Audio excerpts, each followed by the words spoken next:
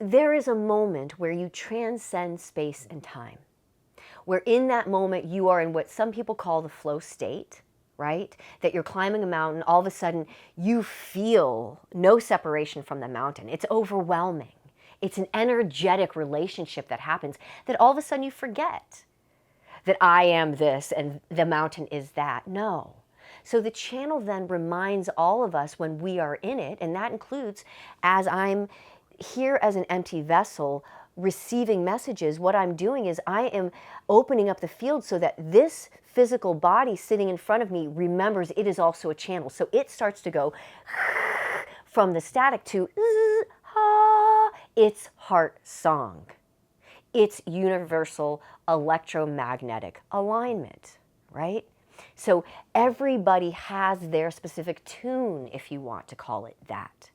And then channeling just helps us discover where are the patterns where we might be being dishonest with ourselves or others, where we're getting stuck and we're not in that open receptive channel of being consciousness, having a human experience. It brings us into the space of being more than the problems of the day, into being that loving conscious awareness that's all solutions based. It's curious about discovering. There is no failure. Oh, this didn't work. Okay, what about this? What about this? What about this? What about this? We're walking on a planet here to discover and evolve. Unpredictable, unknown. The channel helps us on a visceral level. Resonance with our heart to source love. So we know we are never alone. We are never alone. We are always supported. We are always being guided. And we are that guide as well. It connects us to our greatest wisdom, our greatest grace. And it also allows us to be a little kinder to ourselves in the human experience, because we know it's temporary and we know we chose it. We know we chose this human experience and we knew it was going to be difficult and we chose it anyway. Right? What do you mean by that? Because how do you choose to be born? Yes. Well, if we're thinking that we're consciousness, this is only if that's something that resonates with your heart. And remember, I don't care. If that's not something that you believe that feels right for you, that's all right, toss it away. But in my experience working with people, in my own experiences and with spirit, receiving, that if we agree that we are conscious, spacious awareness, we are formless energy before we come into the body, that spirit exists, and that we are that when we leave the body, right? There is no separation between even the experiences of being human and being consciousness. They're both happening at the same time. The question is, can we harness the ability to hold the space for being both consciousness and human at the same time? And as consciousness, when we have no body, we are coming to the planet. So for some, we believe there are soul contracts that say that we're going to meet up with certain beings when we're on the planet Earth to help us unfold certain parts of our being, for Source to know more of itself, to know how much light can be created here on planet Earth from that which already is. It's a remembering. So I know that that's difficult for some people to imagine, because you would have to imagine that we have multiple lives. So some people might believe in spirit, but they only believe that there's this one human life and then there's this one spiritual life and that's it. That's not what I believe. It's not what I've experienced. What I experience is that there are multidimensional realities happening at the same time. So here's the cool thing about being in the channel while we're meeting trauma, is because if we are working in multidimensional realities, we get to have the relationship with people, even people who may have harmed us. We get to have whatever relationship we want to have with them, because the relationship starts right here. So one of the stories may be that this person harmed me and I'm hurt and I don't like them and I'm angry and we don't talk. And yes, that might be one of the possibilities in the limitless possibilities of possibilities in the field of reality that we can co-create in a holographic reality on the planet Earth. We can also create a relationship knowing that person is soul, that person is formless, actually consciousness. They played a role here on planet Earth for me. It may have even been abusive. But how am I rising? How am I remembering I am not that? I am not the victim. I am not the pain. I am not what they said I was. I am this. I am all of it. I am the water. I am the breeze. I am the stardust. And I came here as an exploration and a learning.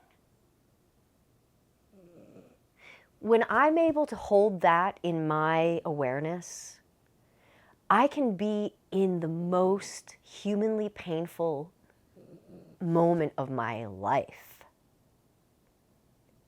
And I still feel safe.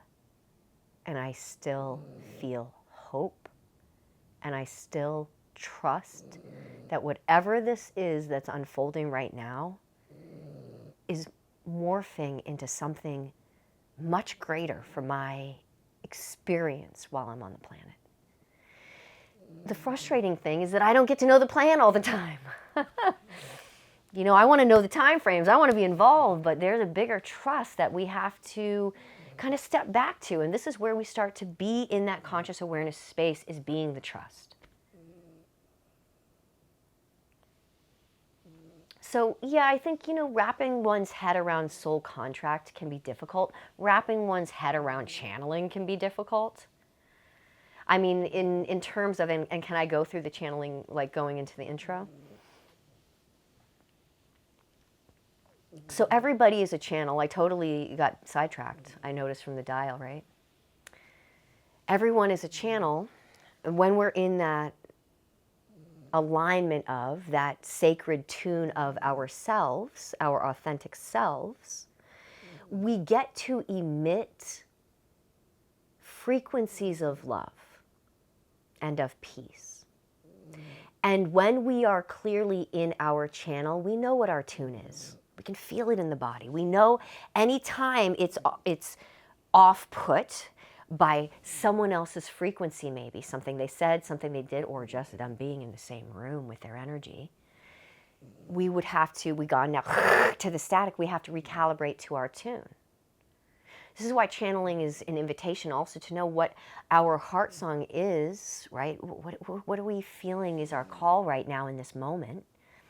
And what is our tune, so we can be in alignment with welcoming what it is that needs to come together to offer that. And when we're out of tune, when we're out of alignment, and we stay in that place, this is where we start to feel stagnant and stuck. You know, so why can't I make a decision? Why is this happening to me? Why do we start to feel like the victim? You know, the universe is against us, right? When we come back to the channel with intention, with kindness to ourselves, doors start to open in our minds, in our hearts, and literally in the field of this holographic reality of humanity that we've created with one another. So the idea, though, of being, you know, what I'm talking about right now, as I'm talking with you right now, I'm talking as a conscious channel, which means I'm very aware that I am receiving information from Source, the one, the field we share. Knowledge that's accessible to everyone.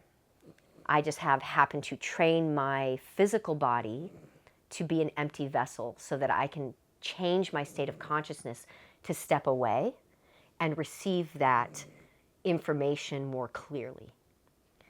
So I trust whatever comes in because I've done a lot of investigation. I've done a lot of watching the channel. I want to make sure I'm vetting for safety. What is coming through. I am still aware of what's coming through, but I am not controlling what is coming through. I am allowing what is coming through. It is always coming through a filter of love. I have never experienced anything but love and support come through this vessel. That is not always the experience of all channels, and they would have to speak for themselves. So that is always my invitation. The channel can be difficult to accept if you're not used to psychic studies, mediumship studies, or channeling, because it would be accepting that you too are a powerful being who is receiving messages that are connected to an incredibly clear source of wisdom. And I don't know that all human beings are ready to feel into their own empowerment. For some people, it might feel arrogant. How dare you? You think you can speak for Source? No, I can't speak for Source. I'm just getting out of the way. I'm trusting and allowing, right? For some people, it might be fearful because their religion has told them that the only people who can share the word of Source, some people might call it God, some people might call it universe, some people might call it, whatever the names are, when it comes through me, Source, as it comes through me, they're not interested in the labels. The labels divide. They're interested in dissolving the labels. But I can see how that would feel uncomfortable for someone whose belief structure is very connected to their religion, that may not feel comfortable with someone who is not in that religious structure being a channel.